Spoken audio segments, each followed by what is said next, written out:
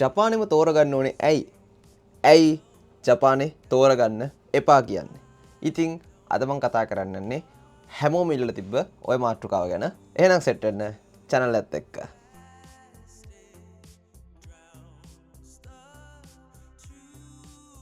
ඉතින් guys ඔයාලට ජපාන් එන්න ඩ්‍රීම් එකක් තියෙනවද? එහෙම නැත්නම් දැනටවත් ඇවිල්ලාද ඉන්නේ? එහෙම නැත්නම් වීසා දාලා එන්න ඉන්න ගමන්ද? එහෙනම් අද පිළිගන්නවා මගේ channel එකට. subscribe කරලා නැත්නම් දැන්ම subscribe කරලා යාළුවන්ට share කරලා set වෙන channel එකට. ගොඩක් කට්ටිය comment කරලා අහලා තිබ්බා. හැමදාම මම කියනවා ජපානෙම තෝරගන්නේ ඇයි මෙහෙමයි කියලා. ජපානය ගැන ඇත්ත වැරදි පැත්ත කියන්නේ ඇයි එන්න එපා කියලා කියන්නේ නැහැ කවුරුත්. ඉතින් මට හිතුණා දෙකම reason පහකින් පහක් වගේ ගානකින් ඔයාලට කම්පෙයාර් කරලා එහෙම නැත්නම් ඔයාලට මම දකින කෝණය අනුව ඔයාලට පොඩ්ඩක් පෙන්වන්න කියලා දෙන්න. මේ ඇත්තට මම මගේ එක්ස්පීරියන්ස් එකත් එක්ක මම හොයපු දේවල් එක්ක තමයි අද මේ වීඩියෝ කරම යන්නේ. කවුරුත් දැන් හිතන්න එපා මෙහෙමයි පෝ මේක මේවා තියෙන හින්දා එන්න ඕනේ නෑ මේක හින්දා මම එන්න ඕනේ කියලා. එහෙම ඔයාලගේ කැමති දේ ඔයාලගේ aims hopes එක්ක ඔයාලයි decide එක ගන්න. මම කියන ඒවා මේකෙන් පිට කරාට කමකුත් නෑ. පොඩි දෙයක් හරි ගන්න තියෙනවා නම් ගන්න. එහෙමයි කියලා වීඩියෝ එකෙන් ඔයාලගේ decisions වෙනස් කරගන්න එපා. මුලින්ම කතා කරමු මොකටද ජපානයට එන්න ඕනේ කියලා. ඇයි ජපානේ ඔයාලා තෝරගන්න ඕනේ කියලා. මම දැකපු පළවෙනිම දේ මෙහි තියෙන respectful එකයි මෙහි තියෙන discipline එක කියන්නේ manners. මේ ජපාන් මිනිස්සුන්ගේ තියෙන හැදියාව. එහෙම ගත්තොත් කෙලිම මතක් වෙන්නේ රෑ 1ට 2ට වුණත් පොඩි කෙල්ලෙක්ට වුණත් තනියම පාරේ බහලා යන්න පුළුවන් සමාජයක් රටක් කියන්නේ මිනිස්සු හැදිලා තියෙනවා. අනිත් එක මෙයාලා ඩිසිප්ලින් එකිනෙකාට කරන ගරුත්වය ඒක හොඳටම මේ රටේ මිනිස්සු ගාව තියෙනවා. මෙහි ඉන්න ලංකාවේ මිනිස්සුත් කරන්නේ නැති ගොඩක්ම නරකම දෙයක් තමයි ටයිම් එකට වැඩ කරන්නේ. 10 මාට්ට එනවා කිව්වේ 10 මාට්ට එන්න තියාගන්න. 10 මාට්ට කියලා 12ට එන්න එපා. මොකද ඒක ඔයාලා ඊකරම ජපානයේ ඉන්න කෙනෙක් නම් ඔයාලා ඉන්න හිතලා ඉන්න ප්ලෑන් එකක් තියෙන කෙනෙක් නම් ජිකන් මමරු. ඒ කියන්නේ ඔයාලා ටයිම් එක මමරු කරනවා කියන්නේ වෙලාවට වැඩ කරනවා කියන එක ඔයාලගේ හැබිට් එකක් කරගන්න ඕනේ. නැත්තම් හරිම අමාරු කරනවා. ඉතින් මේ මිනිස්සු ටයිම් මැනේජ්මන්ට් එක හරියටම විනාඩියට තප්පරයට වැඩ. ඔය දේ ප්‍රධානම දෙයක්. දෙවෙනි රීසන් එක ඉදිරියට ගත්තොත් එහෙම පිරිසිදුකම සහ ආරක්ෂාව. ඉතින් මම කලින් රීසන් එකත් කිව්ව එකම තමයි මෙහි මගේ පර්ස් මම ඔයාලට කලින් වීඩියෝ වල කියලා ඇති මගේ පර්ස් ෆෝන් වැටලා තියෙන ඕනේ තරම් ඒවා ඒ විදිහටම ඊළඟ දවසෙත් එතනම තිබිලා තියෙන. ඉතින් ආරක්ෂාව අතින් සේෆ් අතින් වගේ සල්ලි සතයක්වත් නැති වෙන්නේ නැත. හැමදේම මේ විදිහටම තියෙනවා. හොඳම රටක්. අනිත් එක පාරේ ටොපි කොලයක්වත් හොයාගන්න නැති හැම වෙලෙම ක්ලීන් එකේ තියෙන බත් එකක් උනා බිම දිග අරගෙන කන්න පුළුවන් ලස්සන පරිසරයක් තියෙන රටක් තමයි ජපානේ. ඊළඟට මම රීසන් 3 එක විදිහට ගන්න. අපේ තුන්වෙනි රීසන් එක විදිහට ගන්න. මෙහි තියෙන opportunities. ඒ කියන්නේ educational job opportunities. ඔයාලා දන්න ප්‍රධානම යුනිවර්සිටි දෙකක් තමයි ටෝකියෝ දයිගකු, ටෝකියෝ යුනිවර්සිටි, කියුෂු දයිගකු. ඔය යුනිවර්සිටි දෙක මම කියුෂුනේ හින්දා මම කියුෂු දයිගකු එක ගන්න යුනිවර්සිටි එක ගැන දන්නවා. අනිත් එක හැමෝම දන්න ටෝකියෝ දයිගකු. ඉතින් ඔය යුනිවර්සිටි වලින් අවුට් වුණා කියන්නේ ඇත්තරම හොඳ මොලකාරයෝ හොඳ ගේමක් ගහන්න පුළුවන් වෙනවා. මොකද සාමාන්‍ය ලෝකේ තැනක් තියෙන යුනිවර්සිටිස් තමයි ජපානයේ තියෙන්නේ. අනිත් ඒකට ඉංග්‍රීසිද ජපනීස්ද හැම දෙයකම ඉගෙන ගන්න පුළුවන් නිසා භාෂාවකුත් එක්ක අමතර භාෂා දෙක තුනක් එක්ක ඔයාලා ඉස්සරහින් ඔයා එළියට එන්නේ. ඉතින් මම ඇත්තරම දකින්න විදිහට ලංකාවෙන් අවුට් වෙනට වැඩිය මෙහි ජපනීස් වලින් ලෝකේ තියෙන ප්‍රධානම යුනිවර්සිටි එකකින් අවුට් වෙනකොට මම උදාහරණයක් විතර ගත්තොත් එහෙම ඔයා ජපනීසුත් ඉගෙනගෙන ඉංග්‍රීසිත් ඉගෙනගෙන දන්න සිංහලත් පොලිෂ් කරගෙන ටෝකියෝ යුනිවර්සිටි එකෙන් ඔයා අවුට් වෙනවා කියන්නේ ඔයාලා නිකන් සුපිරි ප්‍රෝ කෙනෙක්. ඉතින් ඔයාලට ඕනේ රටක ආය ලංකාවට ඇවිල්ලා උනත් ලංකාව යුනිවර්සිටි අවුට් වෙච්ච කෙනෙක්ට වැඩිය 3 ගුණයක් 4 ගුණයක් විතර ලොකු පඩියකින් ඔයාලට ජොබ් එකක් කරන්න පුළුවන් කියලා මම හිතනවා. එහෙම නැත්නම් ඔයාලට වෙන රටකට ගිහිල්ලා ඔයාලගේ ලැන්ග්වේජ් ස්කිල්ස් එම් පෙන්නලා යුනිවර්සිටි එකෙන් අවුට් වෙනවා කියලා ඔයාලට ලොකු සැලරි වලට වැඩ කරන්න අවස්ථාවල් හම්බ වෙනවා. ඒ වගේම ස්ටුඩන්ට් කෙනෙක් විදියට ආවත් කවුරු විදියට ආවත් මෙහෙ පාර්ට් ටයිම් කරන්න පුළුවන්. ඉතින් මට කියන්න ඕනේ නැහැ උනාට ලංකාවේ අපි මිනිස්සුන්ව දාන තරාතිරම හරිම නරකයි. හරිම ජරා. කුණු හොදන එක, පාරාතු ගාන එක, ඉගෙන ගත්තේ නැත්නම් පාරාතු ගාන්න වෙනවා කියන ඔය තත්ත්වය ඔය ඔළුව තරම අපේ මිනිස්සුන්ගෙන් අයින් කරන්න ඕනේ. මොකද ටොයිලට් හොදන එක ඔහොම කිව්වට මෙහෙ ආපුවට මිනිස්සු මෙහෙ කඩේක ලොක්කා ලොකු සුපර් මාකට් වල ලොක්කා ඉංජිනේර ඩිරෙක්ටර් බෝඩ් එකේ ඉන්න හැමෝම වුණත් ටොයිලට් හොදන වැඩත් කරනවා පාරාතු ගාන වැඩත් කරනවා කැෂියර් වැඩත් කරනවා හැමදේම කරනවා. මොකද තරාතිරම එක හා සමානයි. ඉතින් ඒ පැත්තෙන් බැලුවම පොඩි ළමයෙක්ට උනත් මෙහි ටොයිලට් හෝදන රස්සාවේ ඉඳලා කැෂියර් රස්සාවේ ඉඳලා ඉන්න කට්ටියක ෂිෆ්ට් එක හදන ඒ කියන්නේ ලොකු මැනේජර් තත්ත්වයේ උනත් අවුරුදු 20 30 කට්ටියට වෙන්න පුළුවන්. ඔයාලට ගොඩක් පාර්ට් ටයිම් මේ වගේ අවස්ථාවල් ගොඩක් ඔපචුනිටිස් තියෙන රටක් ජපානය කියන්නේ. ඊළඟට හතරවෙනි හේතුව ඇයි ජපානයට එන්න ඕනේ කියන එක. මම දකින ප්‍රධානම හේතුවක් ඊළඟ එක තමයි මෙහි තියෙන ටෙක්නොලොජි එකයි කල්චර් එකයි. ඉතින් මෙහි ටෙක්නොලොජි එක ඇත්තරම ටෙක්නොලොජිය. ඉතින් අවුරුදු 10ක් විතර ඉස්සරහා බලලා තමයි එයාලගේ හැමදේම කරලා තියෙන්නේ. ඇනිමේ බලන කට්ටිය වලට තේරෙන්නේ නැති ඇනිමේ එකක් හදන්න කොහොමද ගේමක් දීලා තියෙන්නේ කියලා. ඇනිමේ ඊළඟට වෙන්ඩින් මැෂින්ස්, බුලට් ට්‍රේන්ස්, රොබෝලා, ඉතින් වාහන හැමදේම මෙහෙ තමයි හදන්නේ. ඔය වගේ තැන් ඔය වගේ ගෙවල් ගොඩක් තියෙනවා. කියන්නේ මෙහෙ ටෙක්නොලොජි එක තියෙන්නේ හැම දෙයකටම වැඩිය අඩි 10ක් 20ක් ඉස්සරහින්. ඉතින් ඒකයි මෙහෙ තියෙන කල්චර් එකයි. ඉතින් කල්චර් එක නම් ඇත්තරම ලංකාවේ කල්චර් එකත් එක්ක පොඩ්ඩක් ළඟින් යනවා. ඒ වුණාට චුට්ටක් ළඟින් යන්නේ. ඉතින් ඒ වුණාට මෙහෙ තියෙන අමුතු දේවල් ඔයාලව පිස්සු වට්ටනවා. සමහර කල්චර් ෆෙස්ටිවල්ස් තියෙනවා. හරිම ලස්සනයි. හරිම ඒ කියන්නේ ඔයාලා සර්ප්‍රයිස් වෙන විදිහේ දේවල්. ඊළඟට යන් රීසන් 5 එකට ස්ටේබිලිටි එක ගැන. ඉතින් ඔයාලා මෙහෙ ජොබ් එකක් කරලා මෙහෙට ඇවිල්ලා ස්ටේබල් වෙන්න ලේසි.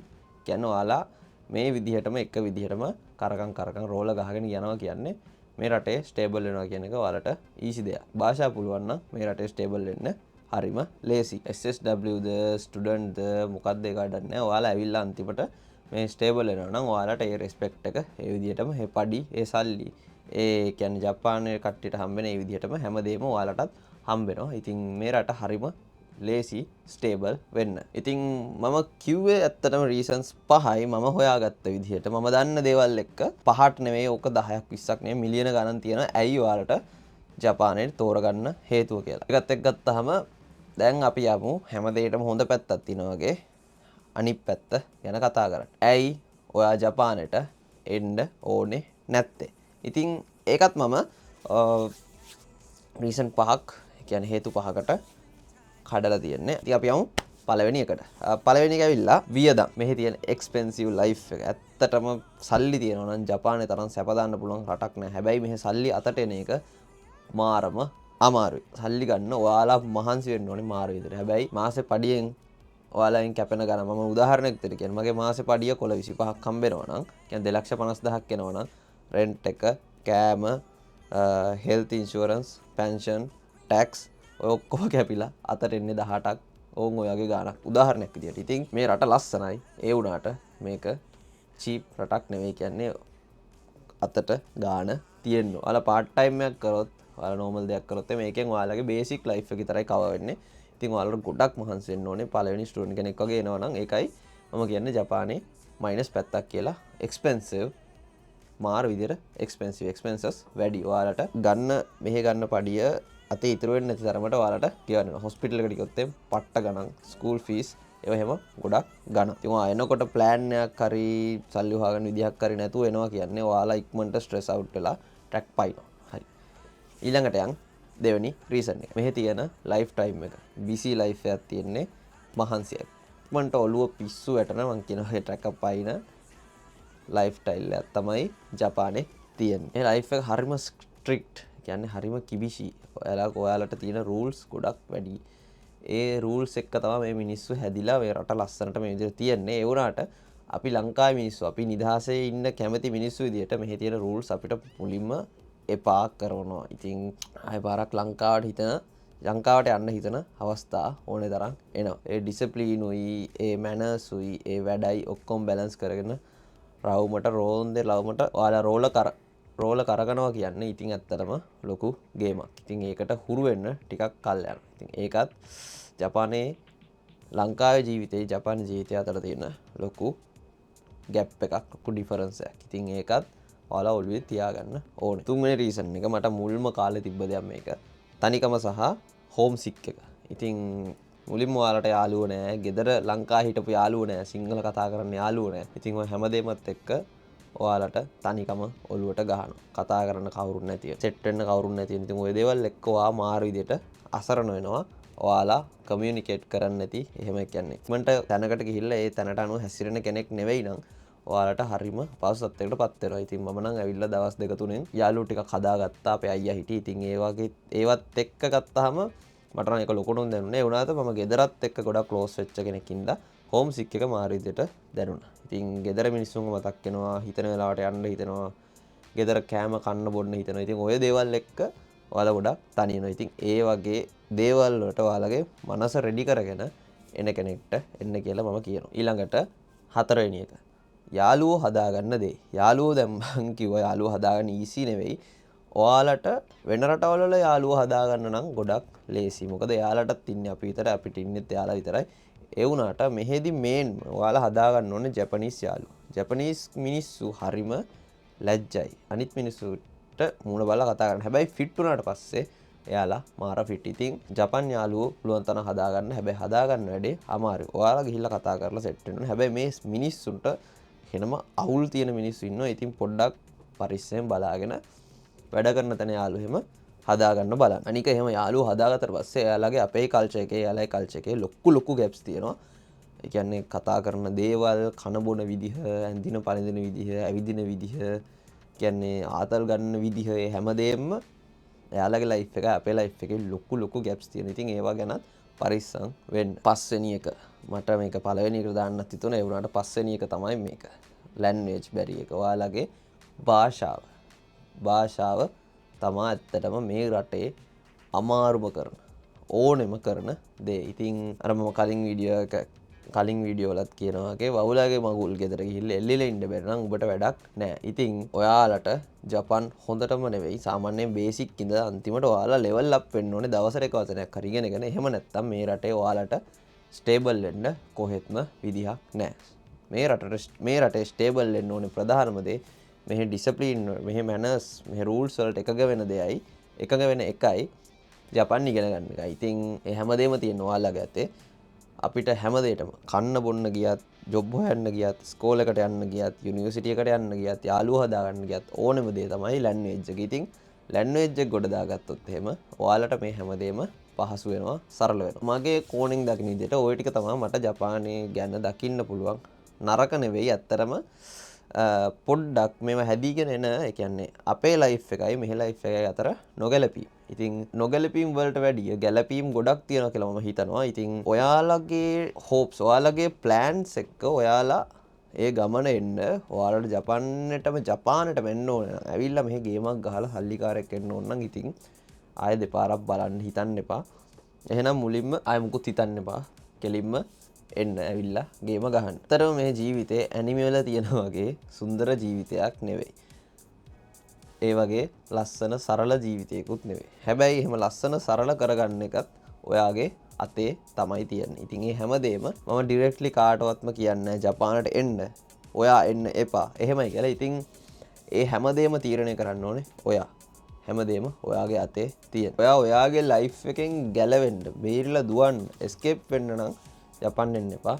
ඔයා අලුත් ජීවිතයක් බිල්ඩ් කරගන්න, ජීවිතයක් හදාගන්න එනවනම් ජපානයේ තමයි හොඳම තැන. ණය වෙලා ආවත් මොනවා කරලා ආවත් ඔයාලගේ මොරාල් එක, ඔයාලා ගම්බරු වෙන විදිය, ඔයාලා වැඩ කරන විදිය තමයි, ඔයාලා මහන්සි වෙන විදිය අනුව තමයි හැමදේම ඔයාගේ අතේ තියෙන්නේ. ඉතින් ජපානයේ ඉන්න දැන් කට්ටිය කමෙන්ට් එකක් දාගෙන යන්න කොහොමද ලයිෆ් එක යන්නේ කියලා. හැමදාම කියන වගේ කමෙන්ට් සෙක්ෂන් එක ඔයාලගේ ප්‍රශ්න තියෙනවා නම් කමෙන්ට් දාන්න.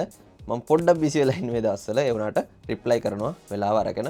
එහෙනම් guys, channel එකට අලුත් කෙනෙක් නම් අනිවාර්යෙන් subscribe කරන්න, යාළුවන්ට පෙන්න share කරන්න, like එක, comment එක දාන්න, bell icon එක click කරලා අලුතෙන් වීඩියෝ එකක් දාපු ගමන් ඔයාලා ගාවට ගෙන්න ගන්න. එහෙනම් guys, අලුත් වීඩියෝ එකෙන් ඊළඟ සතියේත් ආයෙ මම එනකන් ගිහින් එන්නම්. bye bye. හැමෝම පරිස්සමෙන් ඉන්න ඕනේ. ජයවා. sayonara.